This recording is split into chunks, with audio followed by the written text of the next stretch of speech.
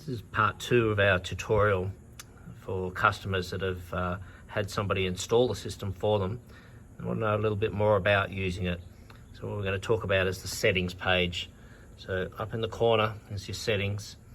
The important thing to remember here is once you've had this set up by an installer, if you change the tank pressure, the valve speed, the configuration or the accuracy, it will send you to another calibration. You have the option to cancel that calibration so that you don't lose any of your settings. But if you do make a change, you will need to recalibrate the vehicle again. Now, you can make changes like ride height on start, you can turn that on. You can change the sleep mode off and on. What the sleep mode does is allows the system to do what we're doing now, is to use it when the vehicle is turned off.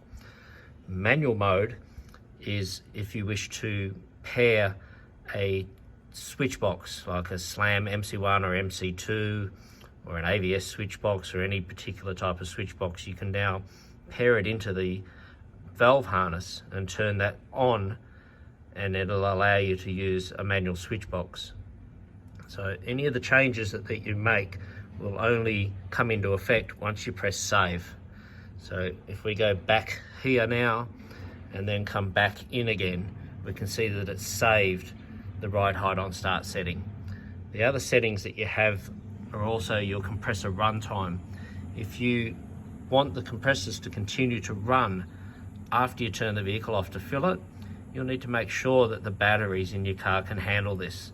Once your voltage drops to 11.5 volts, the system will automatically turn those off.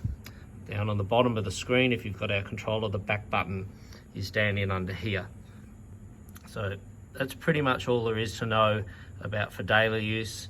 Any of this type of information here for sending logs and the support and everything else, we're still building the back end of that at the moment, and that will come into effect later this year.